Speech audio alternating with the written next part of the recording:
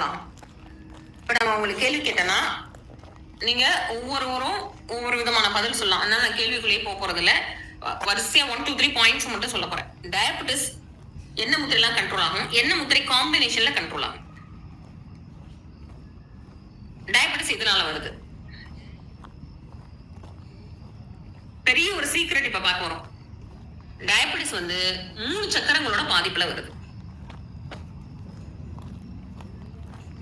ஒண்ணு ரூட் சக்கரா, மூலாதார சக்கரத்தோட பாதிப்பு. 2 மணிப்பூர சக்கரா, தொப்புள் சக்கரத்தோட பாதிப்பு. 3 அநாகத சக்கரம், ஹார்ட் சக்கராவோட பாதிப்பு. இது 3 தான். இதுல அதிகமான பாதிப்பு ஆகக்கூடிய 2 சக்கரங்கள் எது அப்படின்னா, இந்த 3மே பாதிக்குது. 3 சக்கரமும் பாதிப்படைஞ்சதுன்னா ரிவர்சல் ரொம்ப சிரமம், ரிவர்ஸ் பண்றது சிரமம். 3மே பாதிக்கப்பட்டா, இதுல 2 சக்கரங்கள் பாதிக்கப்பட்டுச்சுன்னா ஓரளவு ரிவர்ஸ் பண்ணிக்கலாம். அதுல மேக்சிமம் அதிகமாக பாதிக்கப்படுறது மூலாதார சக்கரமும் அநாகத சக்கரமும். ரூட் சக்கரா, ஹார்ட் சக்கரா, மூலாதாரம், அநாகதம், இது 2 பாதிச்சுச்சுன்னா 100% டயபெட்டிக்னு சொல்லலாம். இப்ப நம்முடைய மருத்துவமனைக்கு வரக்கூடியவர்கள் யாரெல்லாம் டயபெட்டிஸ் ரிவர்சல் ஆயிட்டு வர்றாங்களோ, கம்ப்ளீட் டயபெட்டிக் ரிவர்சல், யாரெல்லாம் கம்ப்ளீட் டயபெட்டிக் ரிவர்சல்ல வர்றாங்களோ அவங்க எல்லாம் என்ன முத்திரைகள் மூலமாக டயபெட்டிஸை ரிவர்ஸ் பண்ணேன்னு சொன்னாங்கன்னு ஒரு பெரிய ஒரு லிஸ்ட், ஒரு டேட்டா எடுத்து வச்சிருக்கேன். அந்த டேட்டா இப்போ உங்களோட ஷேர் பண்ண போறேன். நம்பர் 1 என்ன அப்படின்னா, காற்றை கண்ட்ரோல் பண்றது மூலமாக இந்த சக்கரங்கள்ல இருக்கக்கூடிய பிளாக்ஸ், தடைகளை நம்ம என்ன பண்ணலாம், தாண்டி வந்துடலாம். மேஜரான ரீசன் டயபெட்டிஸ்க்கு என்ன அப்படின்னு பார்த்தோம்னா, இந்த 3 சக்கரங்கள்ல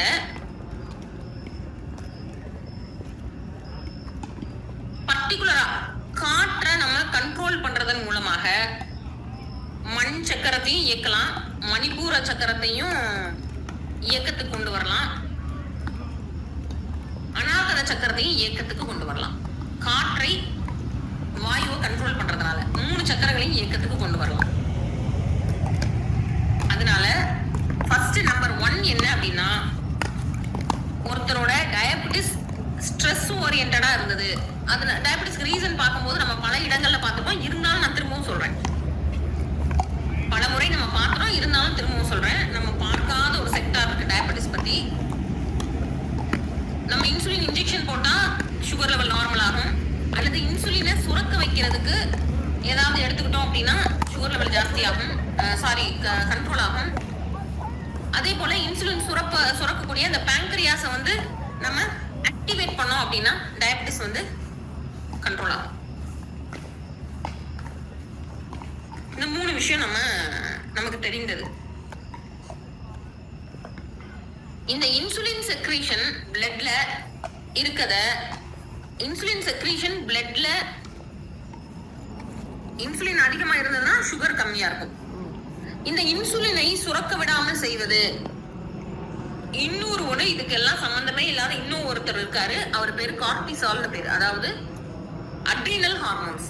அட்ரினல் ஹார்மோன் அப்படின்னா அவசர நிலையில் வேலை பார்க்கக்கூடிய ஹார்மோன்ஸ். நம்ம பல முறை இதை பார்த்துட்டு இருக்கோம். நம்மகிட்ட வர்றதுல 90% இந்த கேட்டகரியில தான் வருவாங்க. நம்ம அவசர நிலையில இருக்கும் பொழுது வேலை பார்க்கக்கூடிய அந்த ஹார்மோன் என்ன பண்ணும் அப்படின்னா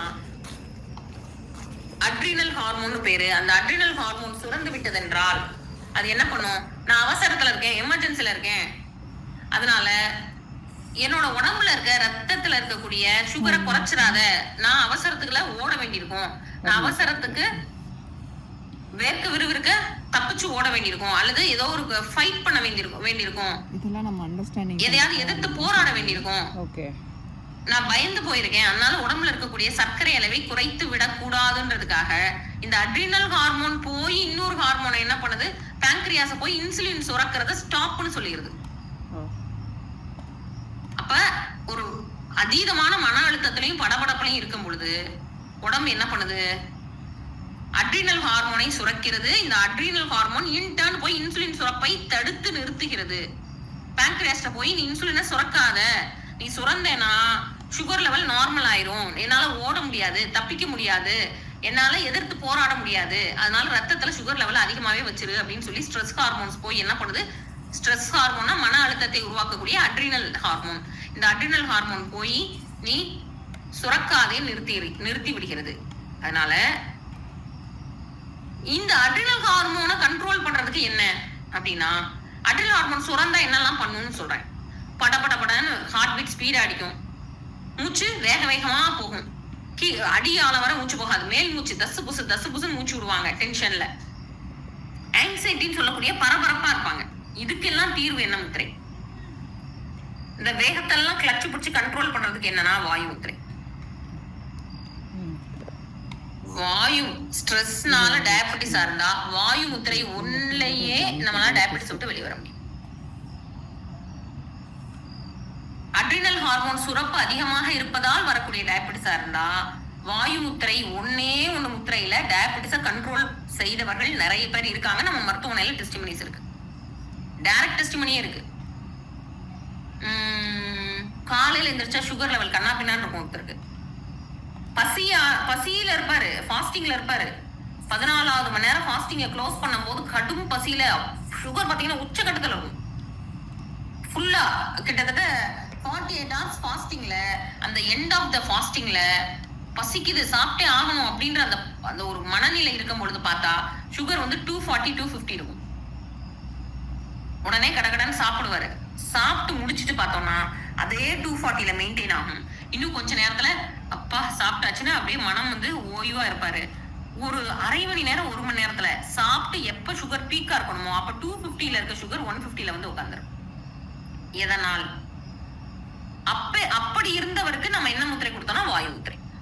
அப்ப அவரோட மார்னிங் சுகர் எவ்வளவு இருந்தது அப்படின்னா ஒரு 240 இருந்தது. வாயு முத்திரை செய்ய வச்சோம், டக்குனு 5 minutesல 40 குறைஞ்சது. அப்புறம் வாயு முத்திரை கண்டினியூ பண்ணாரு. இன்னொரு 10 நிமிஷம், ஒரு நாழிகை ஆயிடுச்சு. 240ல இருந்தது ஒரு சாதாரண 150க்கு வந்துருச்சு வித்தின் ஜஸ்ட் half an hourல. அதுக்கப்புறம் இன்னும் கொஞ்ச நேரம் 120ல அப்படியே கத்தி மாதிரி வந்து நின்னது. அதுக்கப்புறம் குறையல. அப்ப டயபெட்டிஸ்க்கான ரீசனை ரூல் அவுட் பண்ணிட்டு அதற்கான முத்திரைகள் நம்ம கொடுக்கணும். அப்ப ரீசன் வந்து ஆங்ஸைட்டி மட்டுமே ரீசனாக இருக்கும் பட்சத்துல வாயு முத்திரை மிக அற்புதமாக உதவும். ஒன் அண்ட் ஒன்லி வாயு முத்திரையிலேயே டயபெட்டிஸை சரி பண்ணிடலாம். அடுத்து டயபெட்டிஸ்க்கு அடுத்து இன்னொரு ரீசன், உடலின் வலது பகுதி யாருக்கெல்லாம் டவுனா இருக்கோ அவங்களாம் டயபெட்டிஸ். நிறைய பேரை வந்து ஸ்கிரீன்ல பார்த்து உங்களுக்கு டயபெட்டிஸ் இருக்கான்னு கேட்ட அத்தனை பேருமே ரைட் சைடு எனர்ஜி லோவா இருக்குங்க. எத்தனை பேர் பாத்திருக்கீங்கன்னு தெரியல. நம்ம கண்ணு ரைட் வே ஃபார்வர்ட் செஷன்ல கொஞ்சம் உள்ள போயிருக்கும். அந்த மேக்ஸிமம் அந்த ஸ்கிரீன் பார்த்த உடனே இவங்களுக்கு எல்லாம் டயபெட்டிஸ் இருக்குன்னு கண்டுபிடிச்சிடலாம். யாருக்கெல்லாம் ரைட் சைடு எனர்ஜி ரொம்ப லோவா இருக்கோ அவங்க எல்லாம் கட்டாயம் டயபெட்டிஸ்.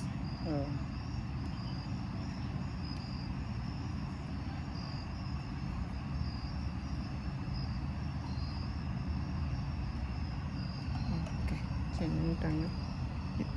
நான் இந்த இது முடிஞ்சிருச்சு.